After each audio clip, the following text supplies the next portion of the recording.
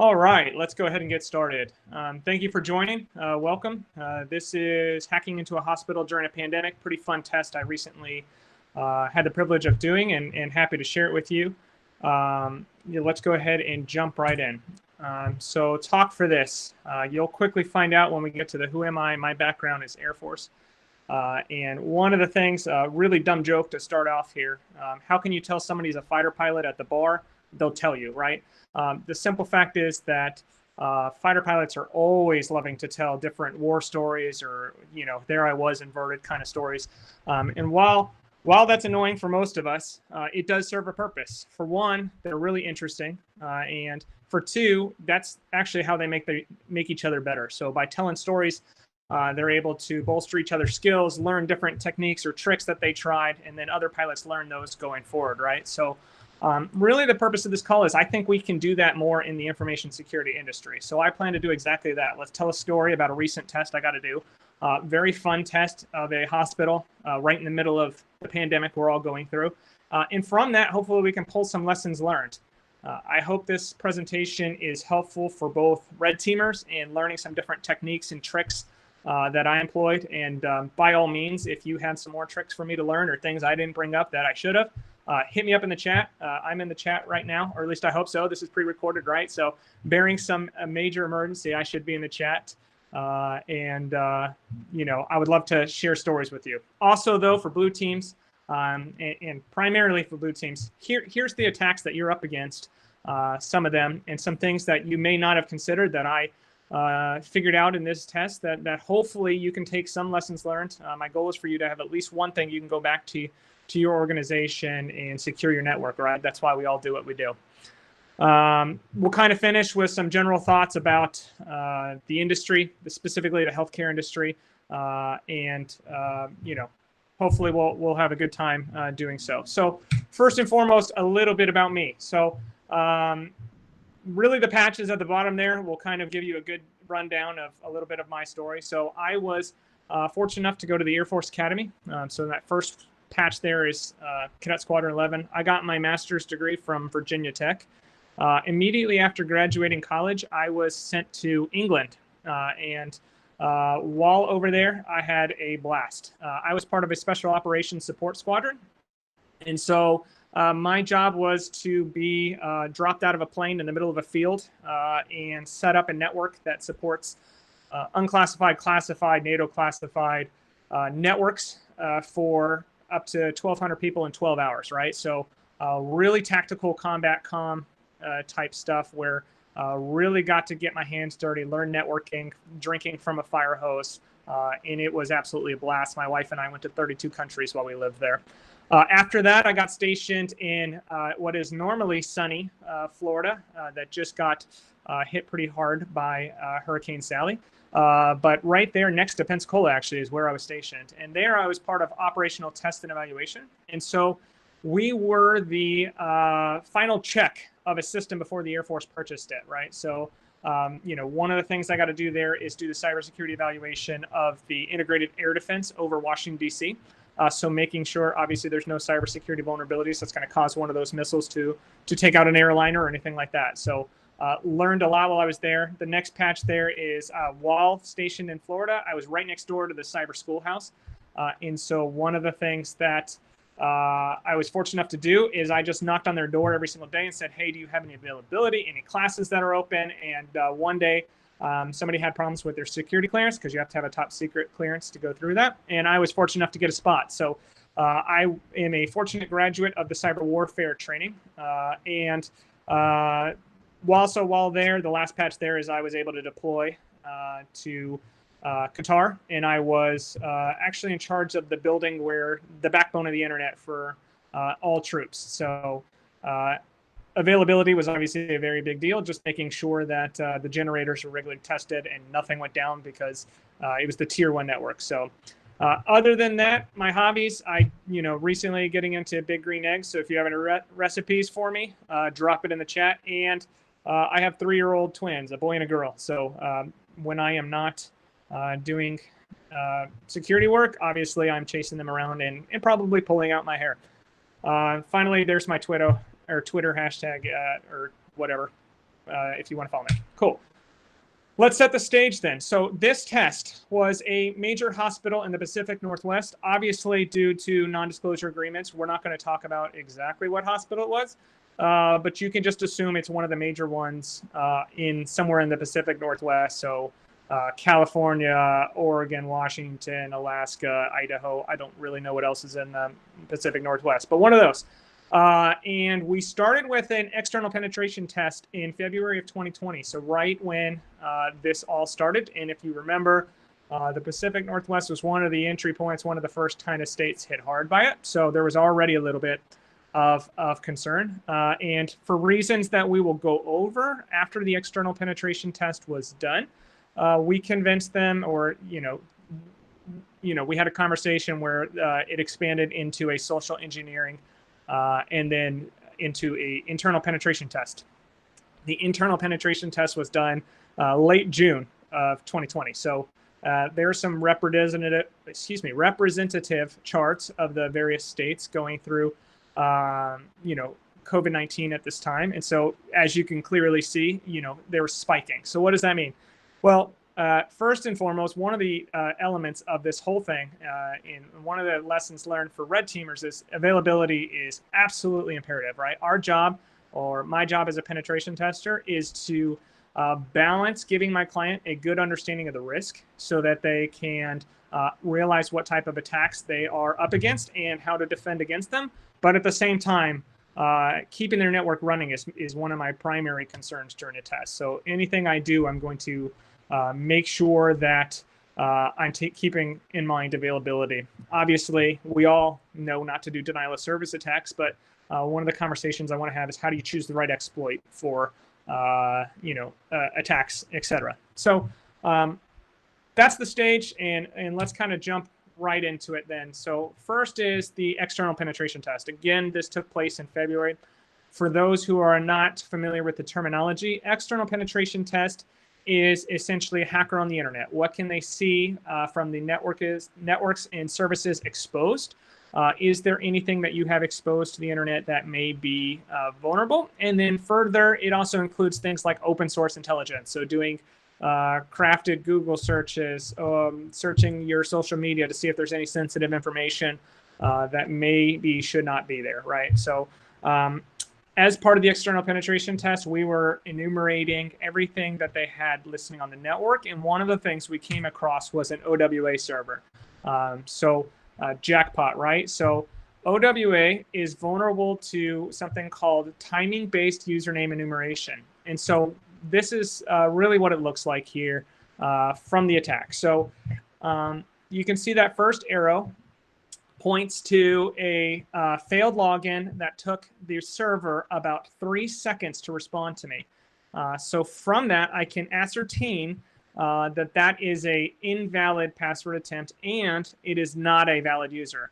Because as you can see with the second login there, that user, the A. Clark user, for example, responded in less than a second. Still not a valid password, right? But what I can see is that is a valid username. So with OWA servers, you can ascertain whether a user is valid or not by the time it takes the server to respond.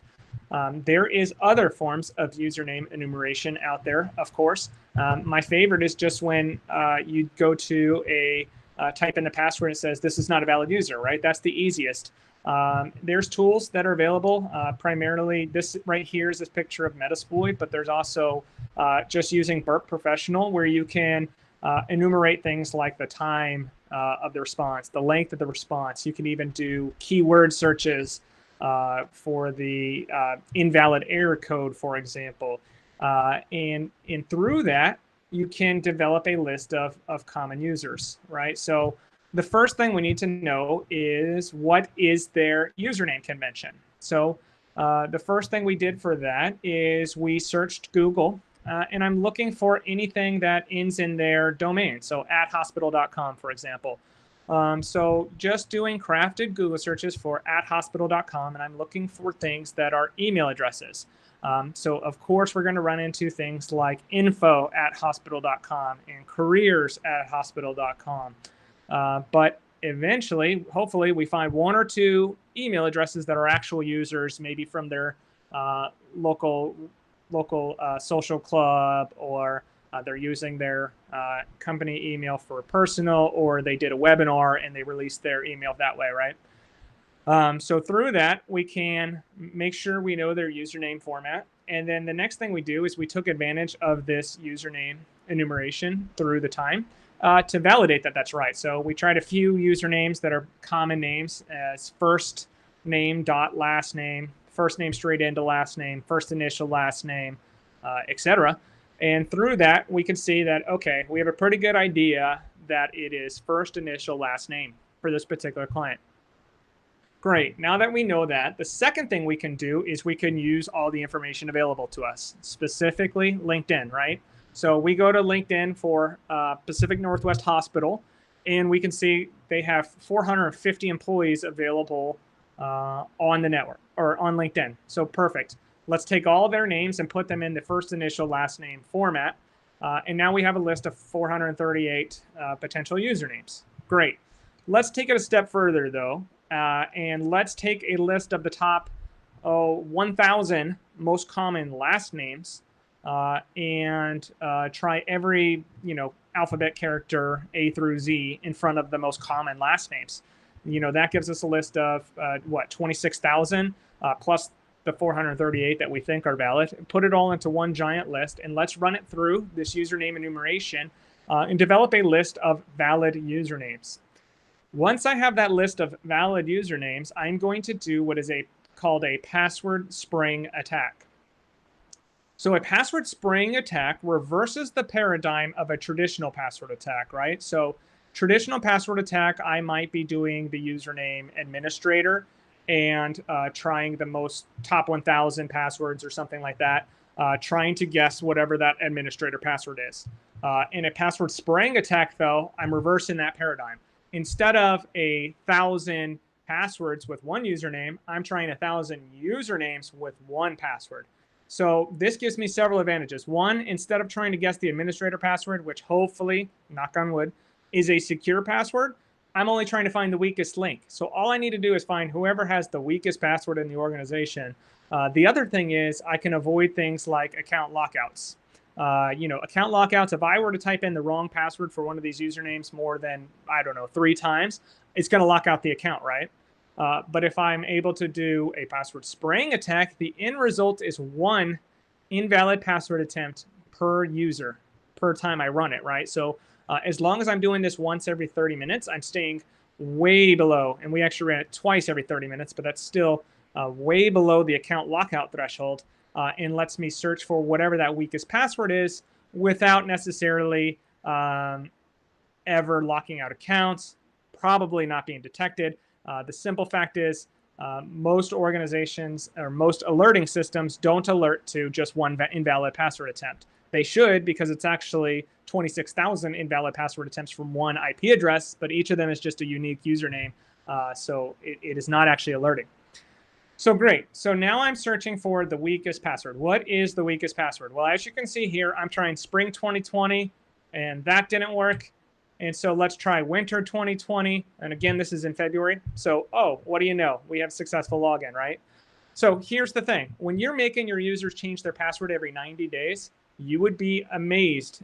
Probably 60% of the time, one of them is going to have the season and the year.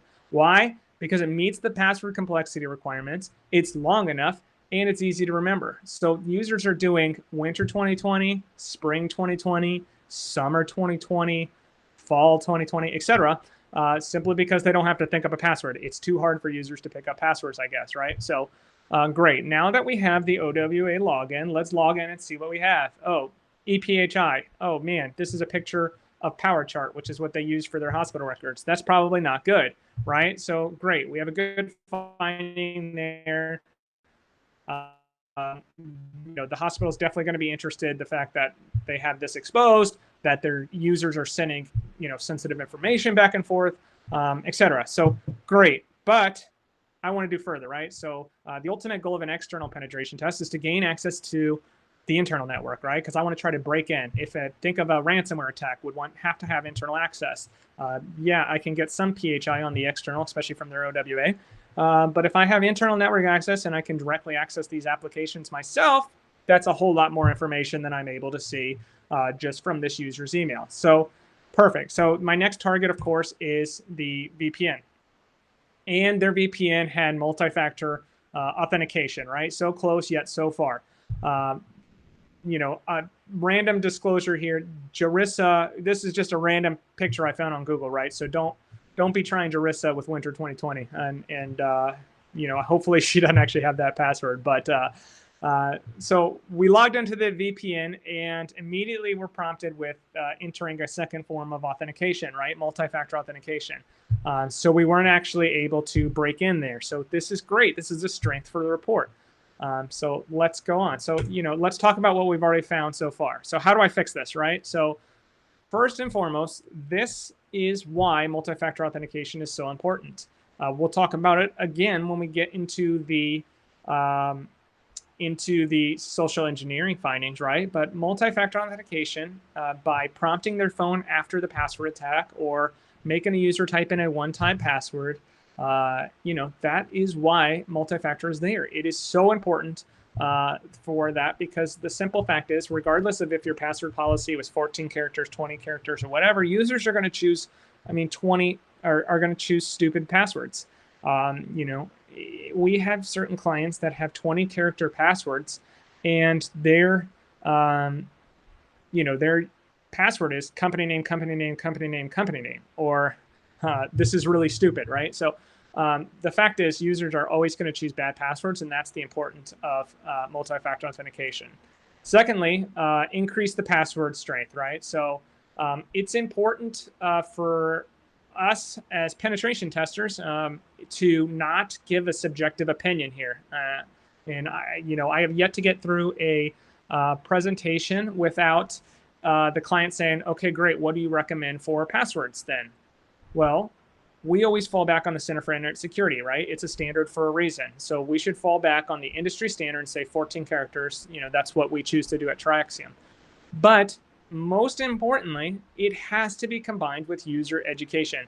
It is far more important than the length of the password is for people to know how to choose strong passwords. And, we give awareness training all the time, and I love to walk users through exactly how we crack passwords and how to choose a strong password. What I find is, as silly as it sounds, users do not know how to choose a strong password. Users are doing things like their kid's name with some symbols at the end. They're adding ats and thinking it's making it harder for us. The reality is, when we're doing a password attack and just kind of some inside how we crack passwords at Triaxiom, the first thing we do is we run through every password list we can think of. So we have every dictionary word, every Bible verse, we have every curse word, every sports team name, common phrases, French phrases, previous data breaches, etc. And so we just run through those. And to put that into context, it takes our machine about, 15 minutes to run through all the password lists we have. We're talking about terabytes of data.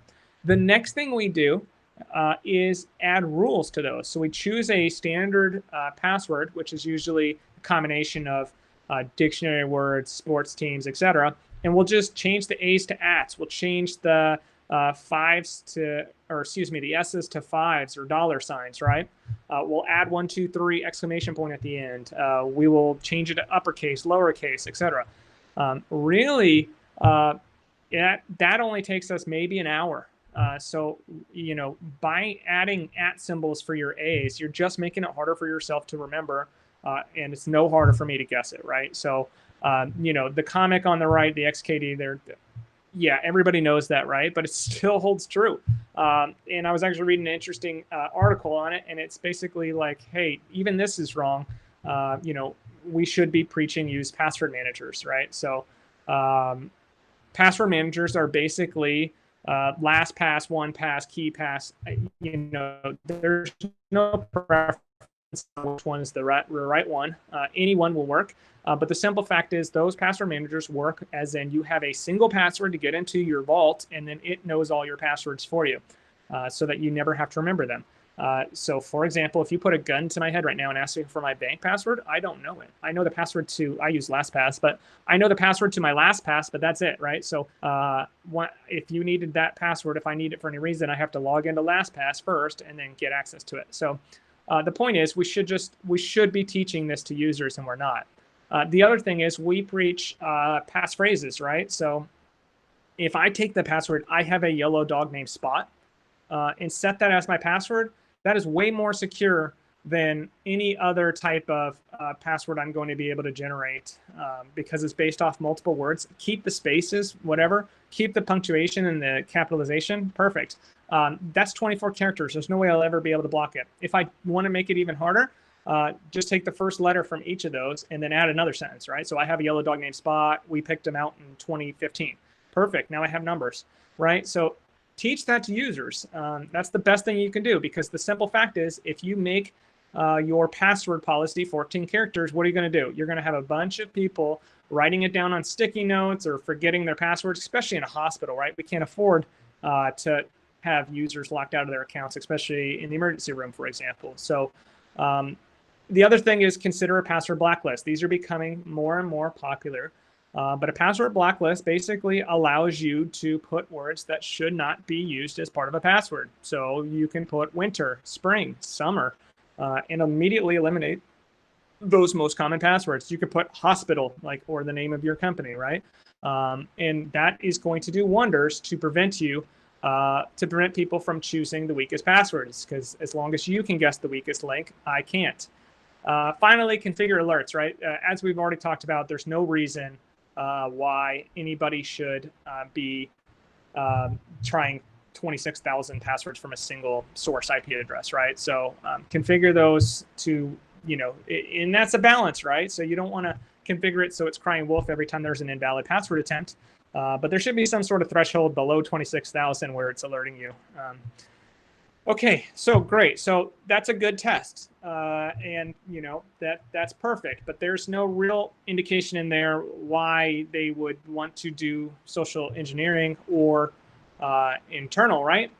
Yeah, but just like 2020. But wait, there's more, right? So the year that keeps on giving, unfortunately, here.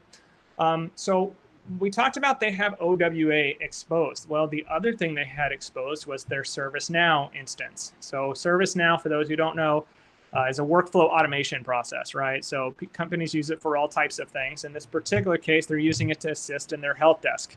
So perfect. Through their single sign-on portal, I'm able to log into their ServiceNow application. And, as you can see in this screenshot, I'm getting some helpful hints and tips on how to set up your personal phone. Great. So now I know they're using Mobile Pass for the iPhone.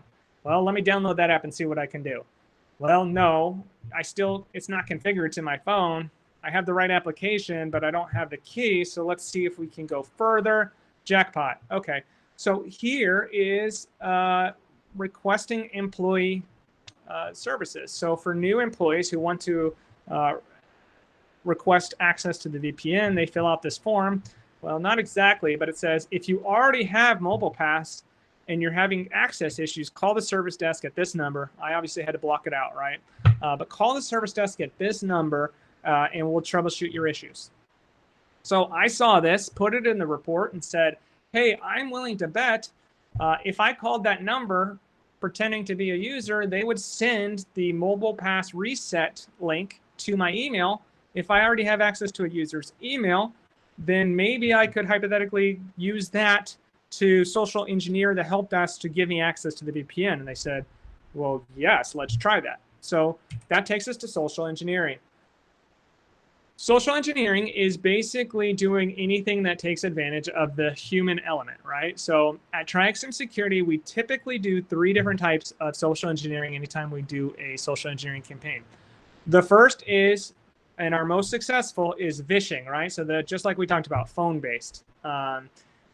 Generally speaking, we're about 80 to 90% successful when we're doing phone-based social engineering. The second would be spear phishing. So taking all the information we have to craft a really individualized email to a user and seeing if we can't get them to click on a link they're not supposed to, give us their password, etc. Generally speaking, spear phishing, right around 40% successful. Finally, we do what's called bulk phishing, and this is just sending out an email to a whole lot of people and hoping, not really that tailored, but just hoping somebody falls for it, right? And so generally 10 to 12% successful, right? And so that sounds good, but all it takes, like we just talked about, is one user to give me their access, and we're in, right? So in this instance, we were crafting, this was months later, right? So the external penetration test happened in February, and we're doing this now in June. So that user password that we guessed, we never longer had it. So now we needed a way that we could get access to more passwords. And then we're going to take those passwords and call the help desk, right? So how do we do that? So first and foremost, you can go to Google Domains and buy any type of domain you want to. These new extensions, and they're not that old, like maybe 5 years old or so, but these things are awesome because for whatever reason, users aren't that comfortable with them. They're not seeing them that much in the wild. But you can go and we can buy, hospital.wiki, hospital.website, hospital.watch, whatever it is, hospital.portal, training. And we can go buy one of these and set it up, and it looks like us. And for whatever reason, because users aren't comfortable with them or whatever reason, they think it's an internal portal. And so they actually inherently trust it more because it's not .com. So great. In this particular instance, we bought hospital or whatever the company name .training and pretended to be a training portal. So now there's all sorts of tools that do this, but we used GoFish for this particular. Sometimes we use Social Engineering Toolkit. Sometimes we do it manually. But we use that to clone their external login portal. So obviously, disclaimer, this is a different hospital that I just found on Google. But it kind of looks the same as the portal we use. So we clone their portal, and from that, we send an email. And so the email says, hey, new training portal actions required. And we posed as the help desk. So you can see we just set up a Google email. And that cost us, I think, $6 a month, but the first 30 days are free. So good investment. Also forgot to mention on all these domains here that these are a little bit more expensive, right? Because I'm using hospital instead of the actual domain name. If you get more specific with the domain name, it's as cheap as like 12 bucks for most of these that I'm purchasing. So great. Sending the email now. Good morning. We're in the process of setting up a new training portal. This will eventually be the centralized portal for all your ongoing training requirements, computer-based training, and our compliance. We need a few. We're in the final stages, and I've been tasked with getting a few personnel from each department to make sure everything is working correctly.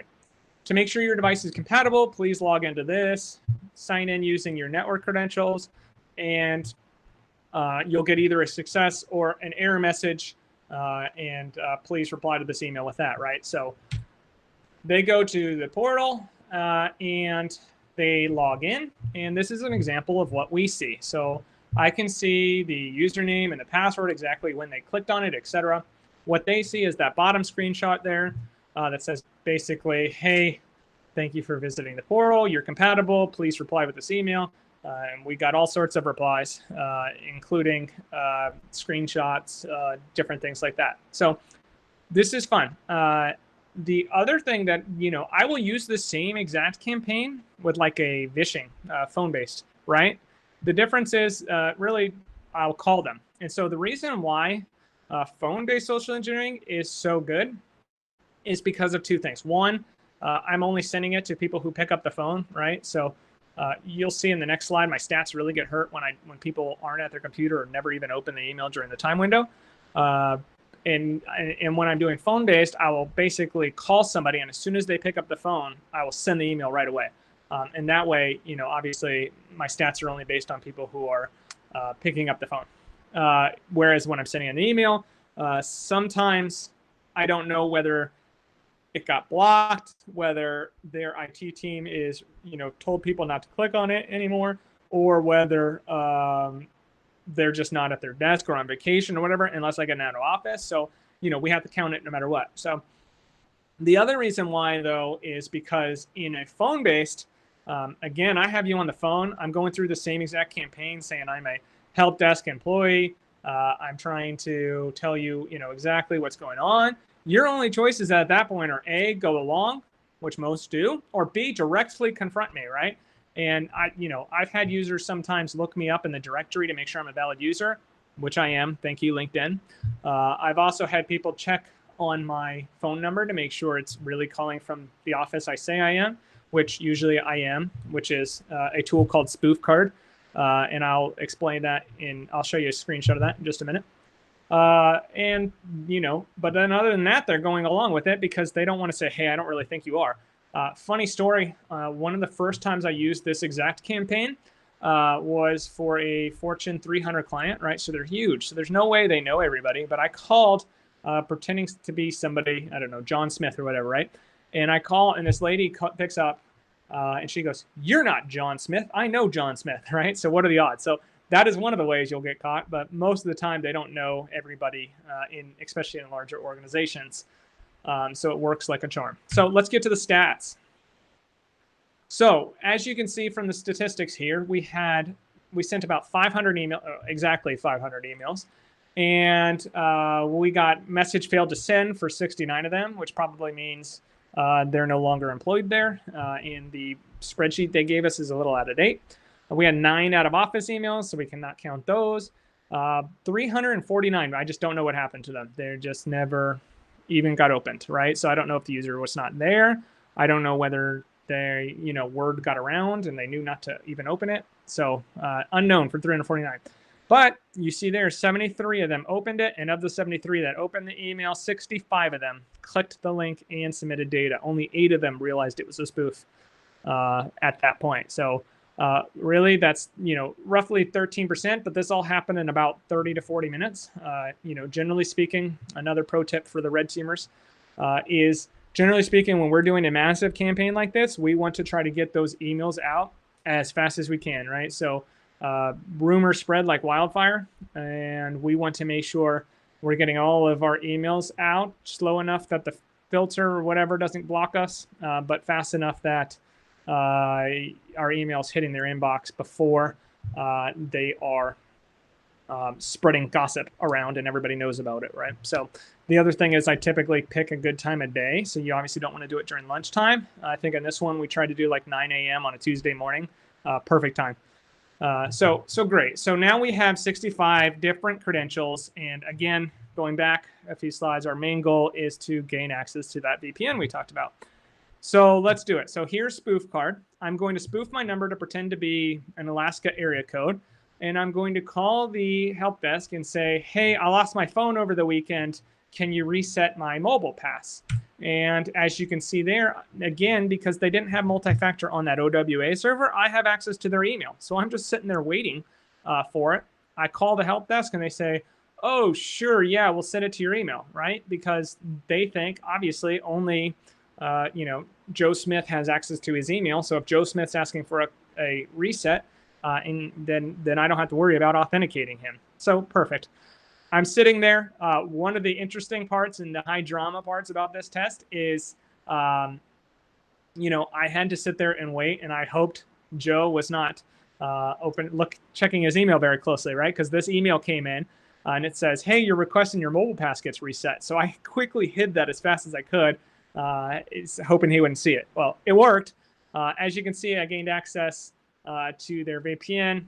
This is another random Google image, but we did gain access to their multi-factor. So how do you fix this, right? So multi-factor is still important, right? We don't want to knock it, but there's no such thing as a silver bullet. So if MFA was in place on that OWA server, it still would have been protecting.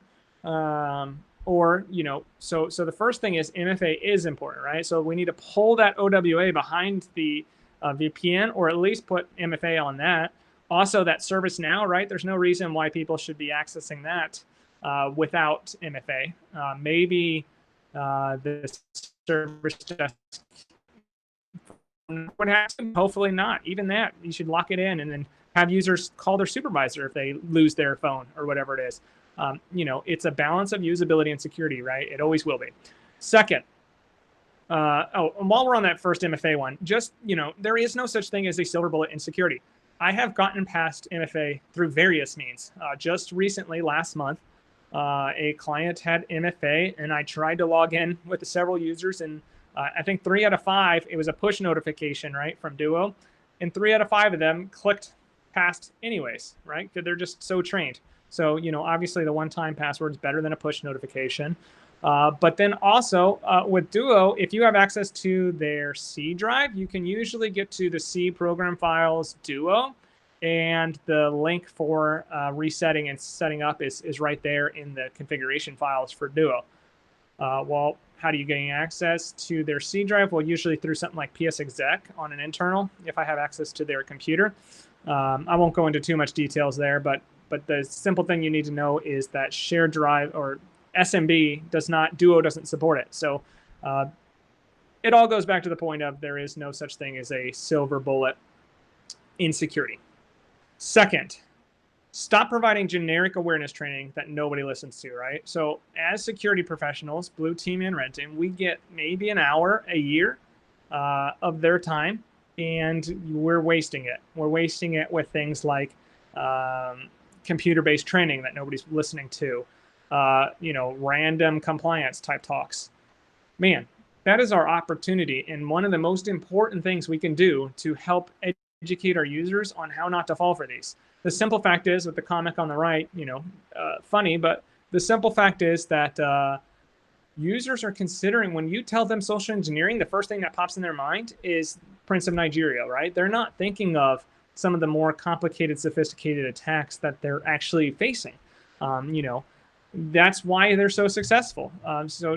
Statistically speaking, 88% of data breaches had social engineering involved. So during our limited time to do awareness training, we got to make it count. And by that, I mean, I love to take pictures, screenshots from the recent tests we just did and show them, hey, you guys actually fell for this. Of course, I'm going to anonymize it. I don't want to call anybody out or make anybody uncomfortable. But this is the types of tests or types of attacks that they're under, and they need to be aware of it. How do they know whether this is really coming from the inside? What type of information should they expect IT to? What are the procedures they should be looking out for? How does an attacker guess their password, right? So we have to make that limited opportunity to do awareness training. We have to make it count because, generally speaking, we're spending all of our resources hoping that something bad won't happen. But that's one of our, no matter how many bells and whistles we have, awareness training will only be as weak as the winter 2020 on our network, right? So make that count. That's really, what I wanted to hammer home. Third, layer defenses, right? So generally, the best thing to do is to consider, the analogy of a medieval castle, right? So how many entrances do you have? The best medieval castles back in the day, right, had the moat around them with the crocodiles in, right? And so then they also had the drawbridge, right? So the only main entrance was the drawbridge, unless somebody were to crawl through that and then put up a really tall ladder, right? So great. So that is reducing your attack surface, only having the drawbridge, right? So then on top of that, they layer defenses. If you're able to cross the drawbridge, they have, really hot tar and oil that drops from on high on you, right? So that's the next layer. Then somehow they have the giant front door that's barred shut, right? And then if you get past that, they have a bunch of troops sitting there waiting for you, right? So they have layers of defenses. Same thing applies to defending our network. We have to have layers. MFA alone is not good enough. Next-gen endpoint protection alone is not good enough.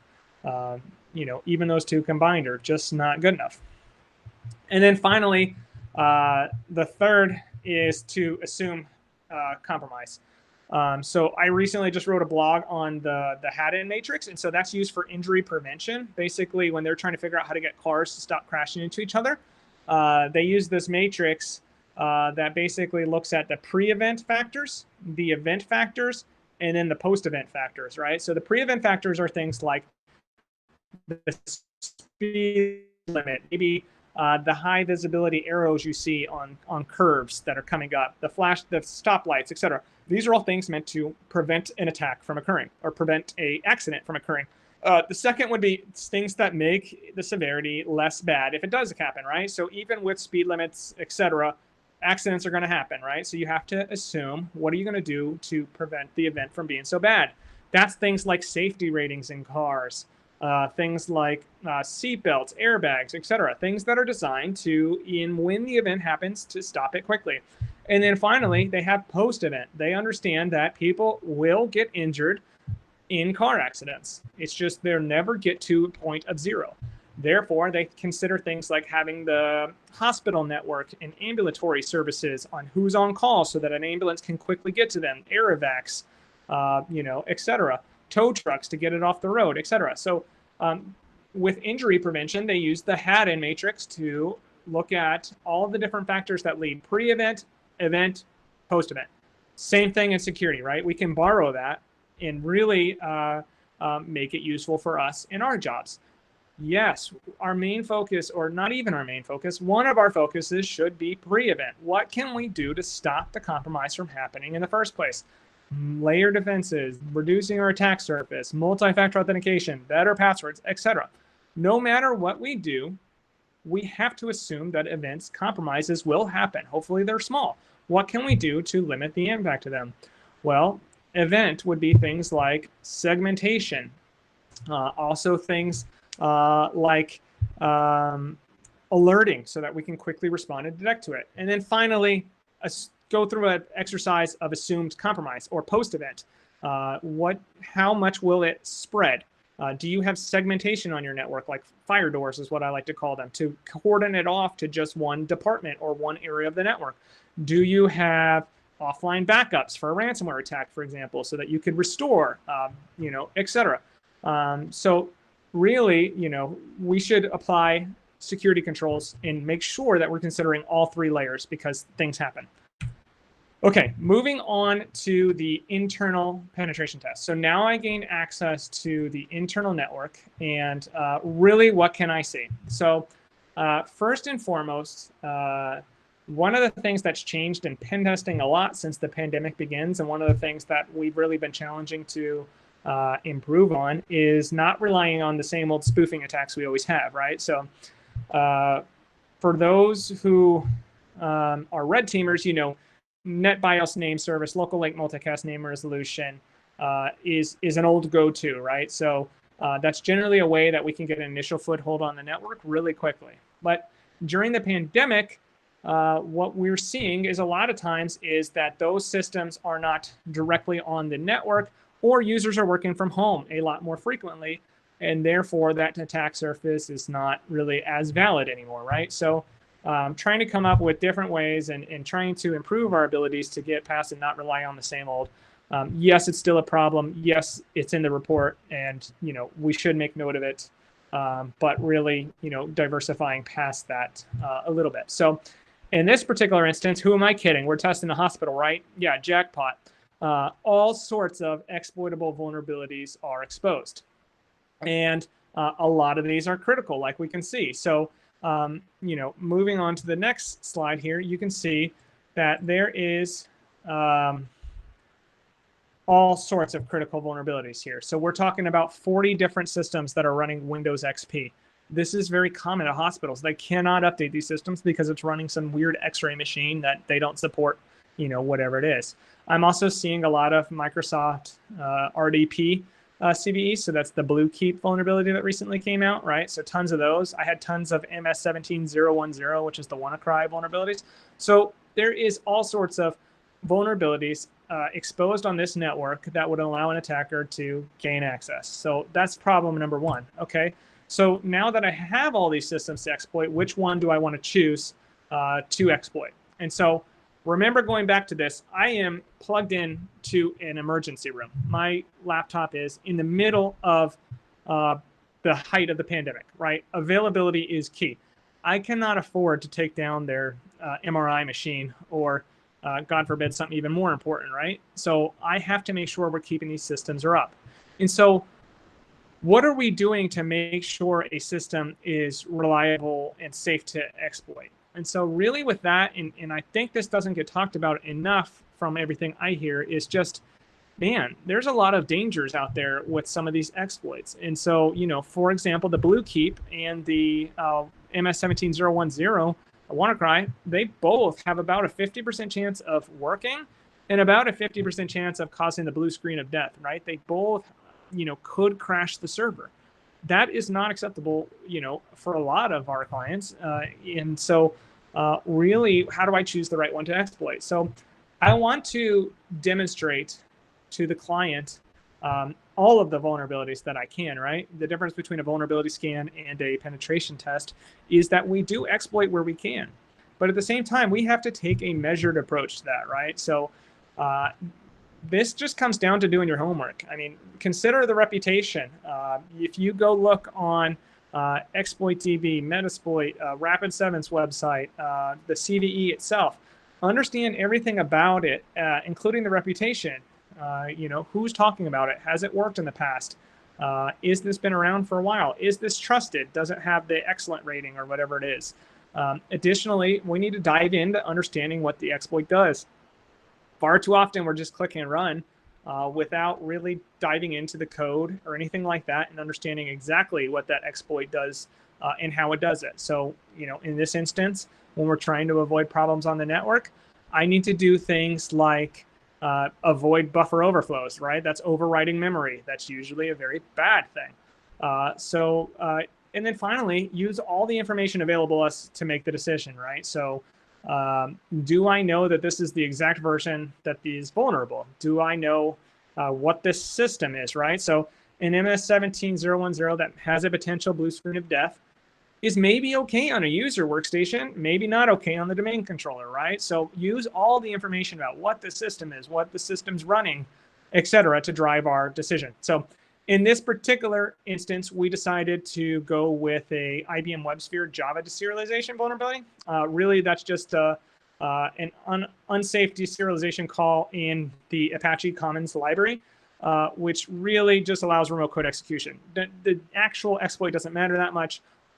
The point is, it was one of the safer ones with a good reputation that affected the application more than the underlying operating system, and we felt good about it. We confirmed, at Traxxam Security, we always have engineer huddles in this instance where we get together with everybody who's available and say, hey, let's talk about this. Here's my options. What do you think? And really, come up with the best game plan before we go forward. So it worked, obviously. We gained access to it. Once I gained access to it, I dumped the contents of the local SAM file. And so the local SAM file, of course, holds the hashes of all the local administrators. And in this particular instance, they are using the same local administrator password across all of the systems you see here. So using that, I can do what is called a pass the hash attack, which I'm happy to go more into if you want to hit me up on Discord, but I'm kind of running out of time, so I'm not going to go too much into it. But the point is, once you gain access to one system, I can gain access to every system that shares that same password. Also, by dumping the LSAS process, I'm able to read the contents of memory directly from the LSAS portion of memory. And so this is obviously a representative screenshot in the top there, but I wanted to show you what it looks like. So this is Mimikatz. Mimikatz works well, except it gets caught a lot by antivirus. So you can see that the Bob 1Password, again, representative screenshot, but that gave me access to the clear text passwords. For the red teamers listening to this, a lot of times Mimikatz will get caught by antivirus, but if you're just using crackmap exec with the TAC LSA option, that dumps the contents of the LSAS, which has a lot less passwords in it, but they still is some, almost never gets caught. So I've been using that quite a bit lately. And so anyways, through this, we gained access to one of their domain admin accounts. I gained access to the domain administrator, representative picture of the domain controller, for example. And then, so now I want to demonstrate the risk. So we gained access directly to that power chart that we showed earlier. So now we directly have access to mess with people's medical records, to mess with, to see all sorts, right? I can log in as the administrator and see all the different patients in the hospital at any given time. I can see everybody's, I can go to the HR folder on the shared drive, right, and see all the access to all the different salaries. By the way, doctors get paid a ton. We're all in the wrong industry. They get paid well. And then finally, you know, this wouldn't be a pandemic talk if I didn't show you, here's everybody in their hospital, exactly which room they're in, their medical record number, and everybody who tested positive for COVID in the hospital at this given point, right? Also their situation report, which shows which things they're doing to minimize the risk, etc., right? So all sorts of bad things. So real quickly, because I'm running out of time, how do I fix this? First and foremost, we got to figure out patching, right? This just demonstrates why patching is important. Hospitals have unique circumstances which make it harder for them, but it's still, we need something. We need to be able to patch these. LAPS is Microsoft Local Administrator Password Solution. That solves the problem of shared local administrator passwords for you. It's a free tool provided by Microsoft that will randomly generate different ones. It's basically a password manager for those local accounts. It will automate it for you. Go get that. That's awesome. That is a good link there on how to stop the memory from storing clear text passwords. For example, that LSAS and the Mimikatz we talked about. And then finally, segmentation, right? So I already referenced it as a fire door, but in this particular instance, it was important for the client that I mentioned that this where my laptop was essentially the same as if I walked into the emergency room and plugged it in right in the lobby, right? So they don't have proper segmentation and they don't have proper port control. So anybody can walk into that hospital and do exactly what I just did. Pretty scary stuff. Segmentation is basically going back to that assumed compromise. You want to go and you want to put fire doors in place using strong access control lists such that if I compromise one area of the hospital, I can't get to every area. What I recommend is we start with our most high-risk areas, right? So the domain admins should be in a separate VLAN. Yes, they need to reach out to everybody, but nobody needs to reach them. That way I can't dump the contents of memories. Okay, so with my little bit of remaining time here, let's talk about hospitals have a real problem, right? So I went to the top 5 Google searches. No kidding. This is just 1 through 5 results when I searched for employee login. Hospital employee login. This is the first 5 results that popped up for me. So first, UI Health. Starting March 10, 2020, you'll have, we're going to start doing Duo 2-factor authentication. First of all, thanks. Now I know it's Duo. Second of all, took you to March of 2020? That's a problem, right? Next, employee logins in the top right there. First of all, they are showing me all the different Chronos self-service login, the webmail login, etc. That's really convenient. Thank you. Also, I'm wondering if that's the same situation I ran into with my hospital, where are all of those protected with multi-factor authentication? You know, finally, that bottom right one. Well, thank you for the phone number for the service desk. And there's all the possible logins I would need, right? So great. The next one, here's the VPN. Here's the intranet. Oh, by the way, if you're not using a company computer, you have to use this link to get into the VPN. Thanks, need that. Also, possible denial of service. It says on there, when you're done, please disconnect to let others connect. Well, okay, so that sounds like a potential denial of service. And then finally, my favorite possibly is Community Health gives me the entire list of representatives who are on the phone. And so now I know exactly who's working their help desk, their IT support. So that's very helpful for maybe that social engineering attack we talked about. So hospitals in general have a crazy need for availability. They need to be able to access their systems. They can't afford downtime. They can't afford an emergency room doctor not being able to log in. They just can't do it. Additionally, as we've already talked about, some of the operating systems and applications cannot be updated for a variety of reasons because the applications only run on Server 2003 or XP. Additionally, they have increased demand for interconnectivity and sharing. They need from the operating room to send the results down to the lab and that to be shared immediately. And there's a whole lot of health reasons for them to share data back and forth, and it's super sensitive data. And then finally, they have all sorts of shared workstations, right? So the nurses all use the same computer or same 3 computers, etc. They also have shared user accounts, which prevent non-repudiation. So I don't know how to solve it. I want to open a conversation about this because, I've lost sleep over this. But generally, it's pretty scary stuff. So here's some things that I can think of that would help it. One, segmentation or even micro segmentation, right? So one of the things I proposed in a small business initiative thing a while back when I was a blue teamer is a micro segmentation device, which is basically let's put a Raspberry Pi type machine that has a whole lot of security tools like a next-gen antivirus and a host-based firewall in front of these systems. And so there is a one-to-one connection between the XP machine and this device. And then this device could make smarter decisions about what data is necessary and what data is not necessary. So something like that, just a micro segmentation to try to prevent it. Getting rid of passwords in the hospital. So, when you go to a bar, or a restaurant, a lot of times the receptionist just swiping that, right, to get access to the console. So stuff like that would still allow for quick availability without having the password. Like I saw the password emergency 1,000 times during this test. Additionally, things like in the military, use a CAC card and a PIN. So it's just 4 digits, but you at least have the CAC card for that multi-factor. We've already talked about awareness training has to count, and then increasing the incident response capabilities. I created a domain administrator account on this and they never even noticed. So, we have to work together to make this better. Interested to hear your thoughts in the Discord chat, but I'm out of time for now. So loved having this conversation with you. Hit me up at any point. I'll share my info in the Discord chat and we can talk more. Wish we could grab a beer together or anything, but hopefully next year we won't be virtual. Thank you.